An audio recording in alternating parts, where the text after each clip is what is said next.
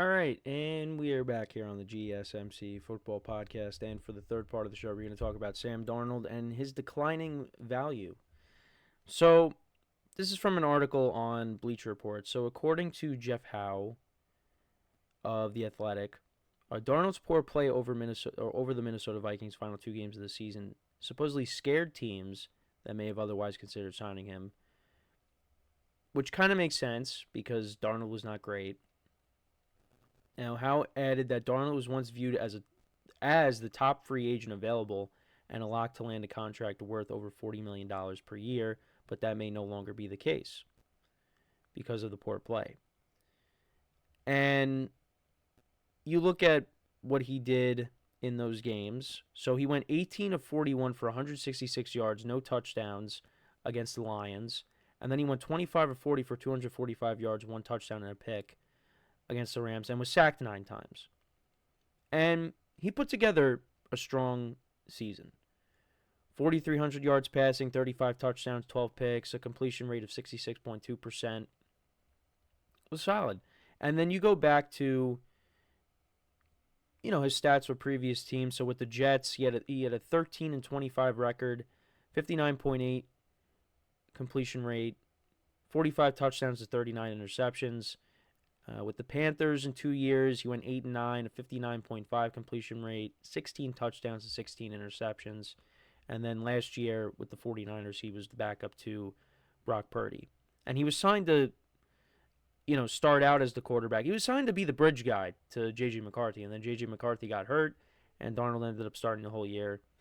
And I read you his stats already, but put together a good year. But then did not end well. And the teams that, need a quarterback, you got 3 teams that are picking in the top 3, and the Titans, the Browns, and the Giants. You got the Raiders who need a quarterback. The Jets, we'll see what they end up doing if they bring back Aaron Rodgers or they go in another direction. You also got the Steelers, who we'll talk about in the next segment. But I'm not surprised by this. And leading up to those 2 games, I know I said it, that this would be very telling of Sam Darnold. Because, you heard the reports out there that he's going to be in for a big payday. And rightfully deserved. But let's see how he does in these big defining games. And the Lions, that game came down to the division and the number 1 seed, and Darnold did not play well. Although the offensive line, even in the offensive line in both games for the Vikings was not good either. So I can't blame Darnold's poor play, solely on just him. Now, he was not great in both games, but in the Rams game, when you get sacked 9 times, some of it was his fault because he held on to the ball too long, but,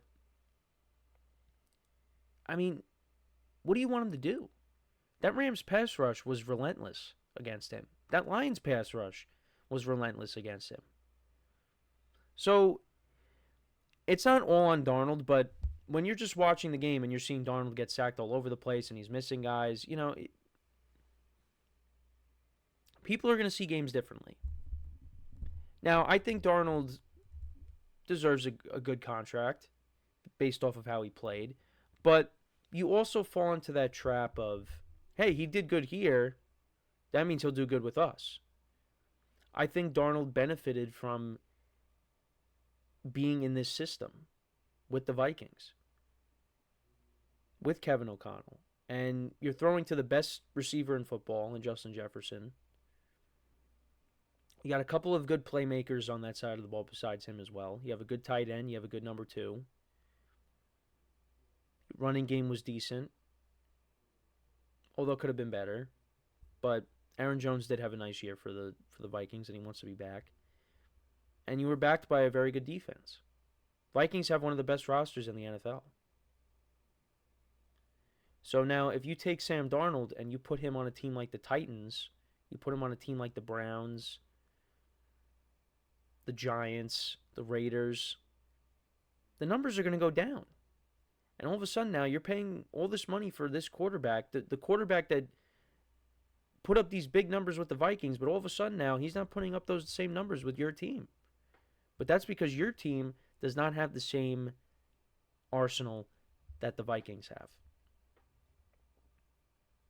So, if I'm Sam Darnold, I'd want to stay with the Vikings. And, there's going to be some pressure because now J.J. McCarthy is going to come back. And, then you all of a sudden have to worry about, well, if I don't play well, then they're going to sit me, and then J.J. McCarthy's going to take over, and I might not get my job back. So there's also that. But, Sam Darnold is always going to deserve a place on a roster, even if he's not a starter. Even as a backup, even though he didn't play like a backup this year. But it's not like, Sam Darnold gets benched for J.J. McCarthy. If that ended up happening, he wouldn't find another job. And there's always teams needing quarterbacks. But like I said, I get why NFL teams would be a little hesitant because now all of a sudden he played in these big games and he just did not deliver. And, I'm a Giant fan. I don't want the Giants to give Sam Darnold $40 million. Because I know for a fact Sam Darnold is going to come to the Giants and he's not going to play that good. And, we saw him get off to a fast start with Carolina a couple of years ago, right? They got off to the 3-0 start. Christian McCaffrey gets hurt, and then all of a sudden Sam Darnold was not the same quarterback. And he ended up finishing with an 8-9 record overall. I feel like that's the Sam Darnold you're going to get. Sam Darnold will make plays for you, but he's not going to be the guy that we saw in Minnesota. Because Sam Darnold fits that system. A lot of quarterbacks would fit that system. But this was a career year for him. And I just think, another team goes out and overpays for him. Because it wouldn't surprise me if another team does that. And then you're just going to end up not getting the same guy. And then all of a sudden you're stuck with this big contract. I could definitely see a team doing that and then just having buyer's remorse. Now, I don't want that for Sam because he had a great year and he's gone on a journey through this league. And, it seems like he finally found his footing after some time because, you went from, Adam Gase and actually, wait.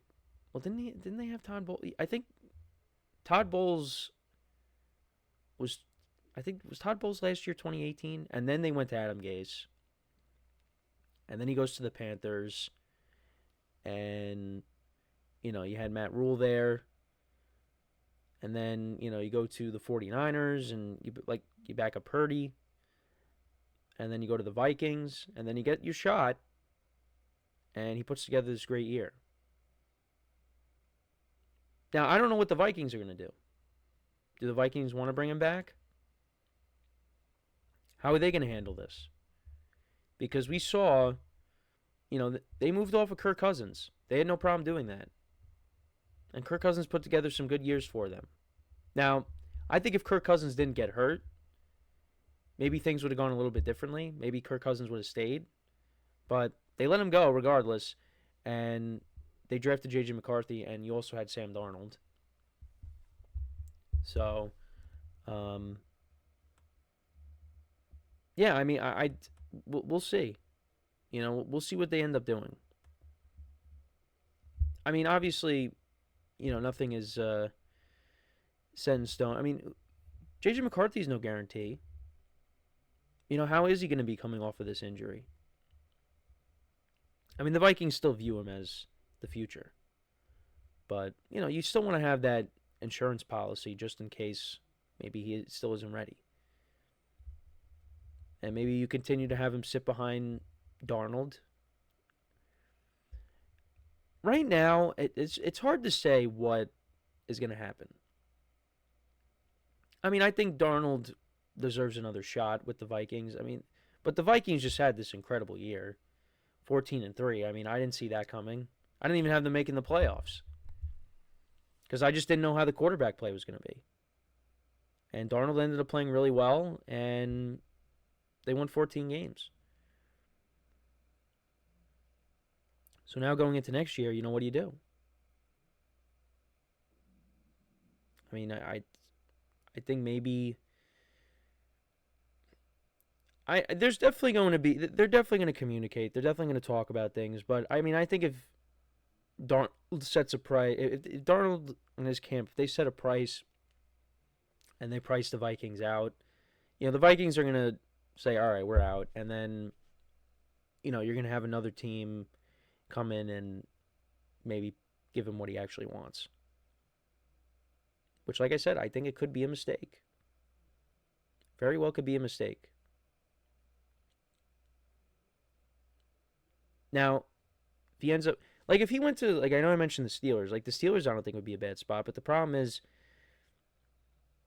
they don't have the elite level talent like the Vikings do on offense. And also their offensive line is not as good as the Vikings. Even though the Vikings offensive line struggled down the stretch, Steelers offensive line has not been great. The Steelers O-line used to be really good when you had Pouncey and I'm trying to think of who else. And David DeCastro and Villanueva, those guys. I'm trying to think, who else am I missing? But either way, during that time, with Big Ben, Le'Veon Bell, and Antonio Brown, the offensive line was really good. But this offensive line, it's a young, inexperienced offensive line, and hopefully they continue to grow and they become that solid unit. But I don't know. If Darnold went to Titans or, the Browns. I mean, look, the Browns still have talent on their team. It's just, injuries and, their quarterback play just was a disaster. It was the complete opposite of the previous season. Kevin Stefanski was a coach of the year before. So, I don't know. It's going to be interesting to see what happens. But let me know what you guys think. Where does Darnold end up? Does he stay with the Vikings? Does he go elsewhere? Let me know in the comments. We're going to take our next break. When we come back, speaking of the Steelers, we'll talk about Russell Wilson, what he had to say recently on wanting to stay with the Steelers. So with that being said, stick around. And we'll be right back here on the GSMC Football Podcast.